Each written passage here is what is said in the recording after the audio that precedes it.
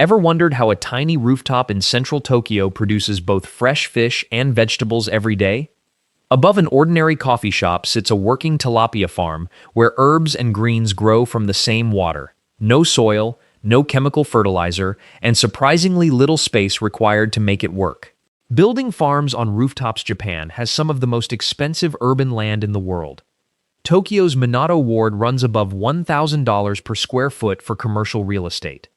Rooftops, in that context, are the only unused horizontal space left in a dense city, and Japanese urban farmers have been looking at them differently for the past decade.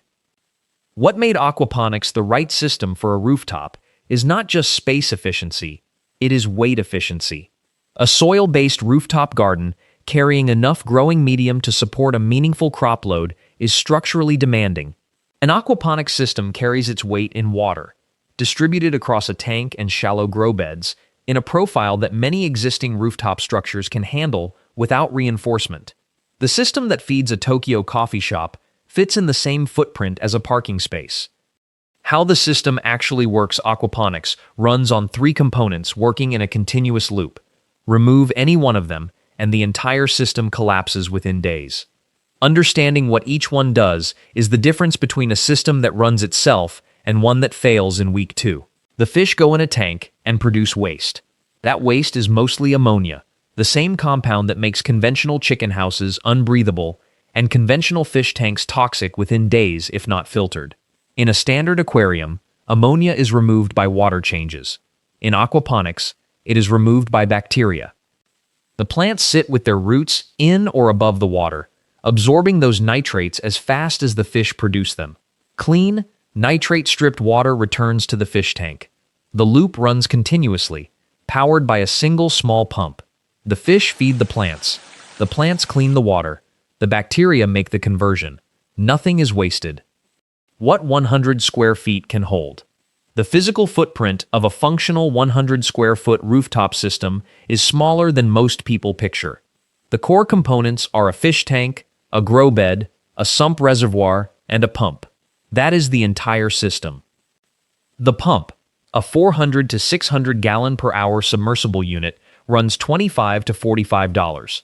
It floods the grow bed on a timer, typically 15 minutes on, 45 minutes off, letting plant roots cycle between wet and oxygenated. The entire mechanical side of the system is one moving part. That 32 square feet of grow bed supports 40 to 60 plants at any time, cycling through harvests on staggered schedules so something is always ready to cut. The remaining floor space around the tank and bed gives working access, which on a rooftop matters more than on the ground because there is no walking around the back of anything. The fish decision tilapia is the default choice in most aquaponics systems globally, and Japanese rooftop operations are no exception. Aquaponics research farms in Yokohama have tested carp, goldfish, sturgeon, tilapia, and long-tailed prawns across their systems. Tilapia keeps appearing in the results for the same reasons it dominates 69% of commercial aquaponics globally. It tolerates a wide range of water temperatures between 60 and 85 degrees Fahrenheit, grows fast on modest feed, and handles the water chemistry swings that a new or recovering system produces without dying immediately. For rooftop growers who want to skip the food safety and permitting complexity of selling fish, koi and goldfish are a functional alternative. They produce waste at the same rate as tilapia, support plant growth identically, and add visual interest to a rooftop space without requiring a harvest plan. In colder climates above Zone 7, rainbow trout becomes an option.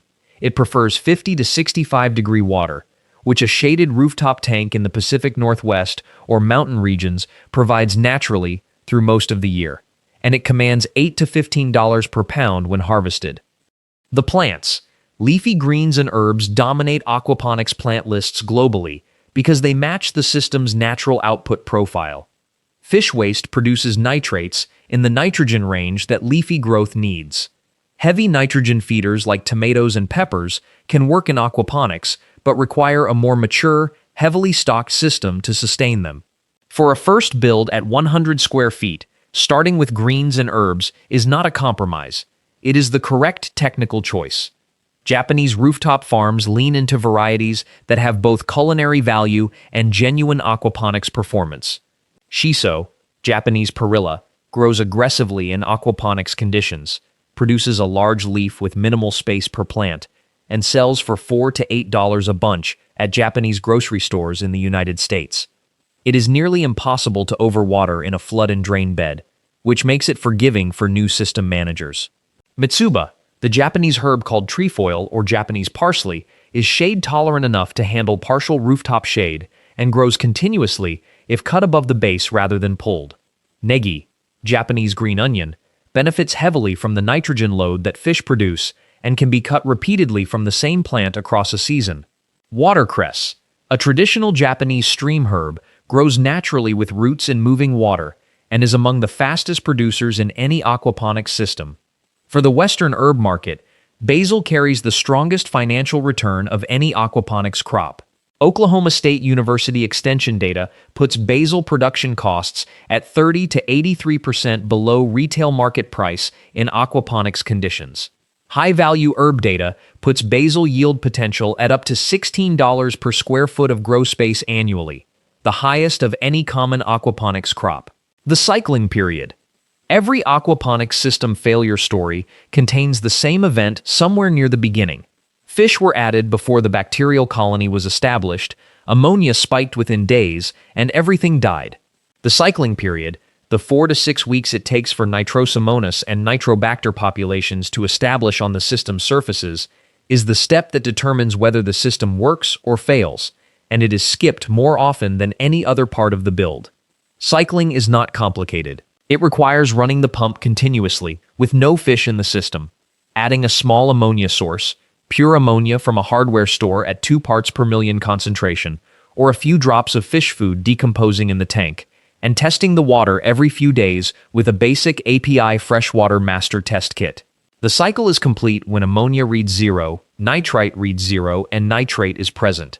At that point, the bacterial colony is large enough to process fish waste as fast as it arrives. Rushing this step is the single most common first-year mistake. A system that cycles properly runs almost without intervention. A system that skips cycling loses fish within a week and often loses the bacteria colony along with them, requiring a restart from the beginning. Rooftop-specific problems. A rooftop aquaponics system faces 3 problems that a ground-level system in a backyard or greenhouse never encounters, and all 3 need to be addressed before the first fish goes in. The first is structural load. Water is heavy. A 275-gallon IBC tote full of water weighs approximately 2,300 pounds.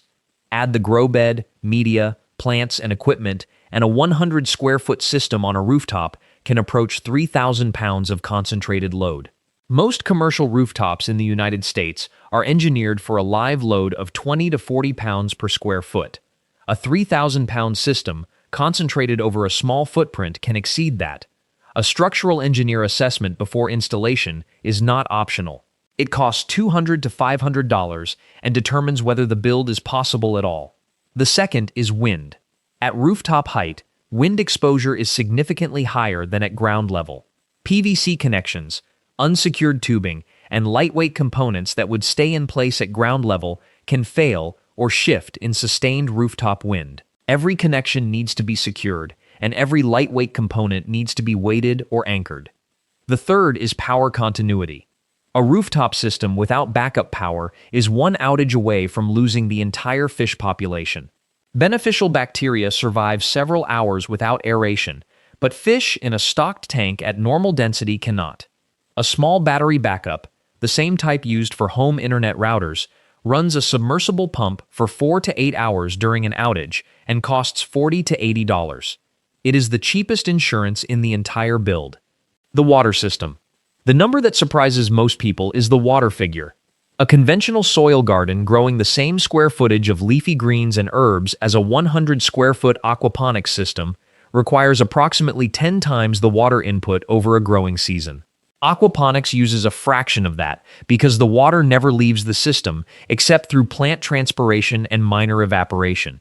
In a soil garden, water applied to the root zone drains past the roots, carries nutrients with it into the subsoil, and is gone.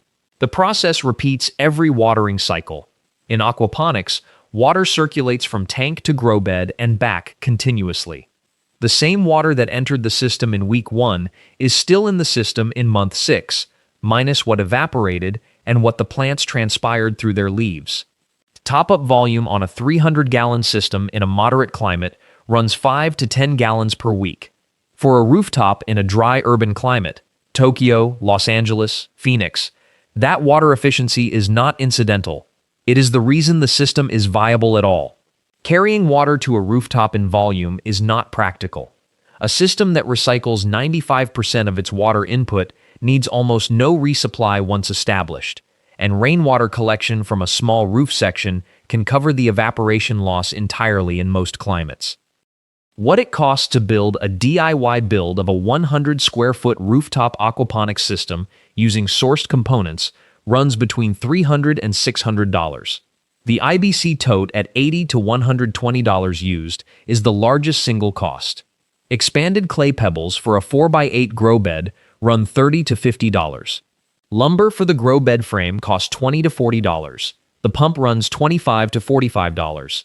PVC fittings, a timer, and a basic water test kit bring the total to the $300 to $600 range, depending on what is already on hand.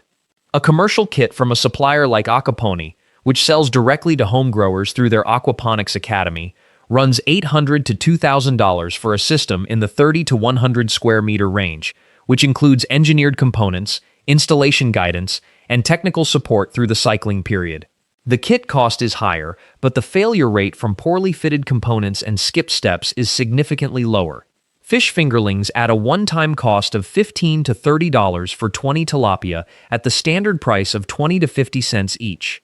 Seeds for the first planting of herbs and greens run under $10. The system after initial build costs almost nothing to operate beyond fish feed. Roughly 2 pounds of tilapia pellets per week for a 20-fish tank at $1 to $2 per pound.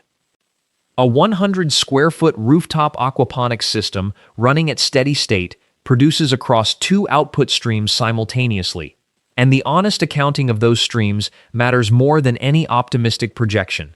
On the fish side, a 275-gallon tank stocked at standard density produces 30 to 50 kilograms of tilapia per year, documented at the rate of 0.5 to 1 pound of fish per gallon of tank capacity annually. At retail tilapia prices of $4 to $6 per pound, that is $66 to $110 in fish value per year.